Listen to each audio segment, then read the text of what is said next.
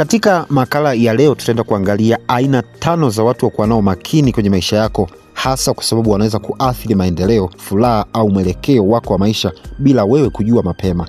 Aina ya watu hawa kwa lugha nyingine tunaweza tukasema ni aina ya watu ambao ni hatari zaidi katika maisha yako. Watu wa kwanza ambao ni hatari kwenye maisha yako, ukiwajua mapema ni vizuri kuwaepuka, ni watu wanaojifanya marafiki ila ni wana wivu moyoni mwao. Mara nyingi hawa ni wale wanaokupongeza kwa maneno, lakini moyoni hawafurahii mafanikio yako. Wanakufuatilia si kwa upendo, bali kuona lini utaanguka ili waseme nilijua tu. Dalili ya kuwagundua watu kama hawa ni mara nyingi hukosa kuonyesha furaha ya kweli unapoendelea au kupata mafanikio, na hatari yake wanaweza kukuchelewesha kwa ushauri wa kukupotosha au kukuenezea maneno ya uongo kwa wengine. Aina nyingine ya watu wa kuwa nao makini katika maisha yako, na weza kusema aina nyingine ya watu ambao ni hatari katika maisha yako, ni watu wasio na malengo. Watu hawa hawajui wanakoenda, hawana dira ya maisha, na mara nyingi huwa ni watu wa kulalamika tu muda wote. Maisha ni magumu, vyuma vimekaza, sijui kuna nini na nini. Ukikaa na watu kama hawa, unaweza ukajikuta unaambukizwa taratibu uvivu na kukufanya upoteze muda. Watu wa aina hii mara nyingi hupenda starehe kuliko maendeleo. Hawaoni maana ya kupanga kesho bora, na hatari yake wanakuvuta chini bila wewe kujua.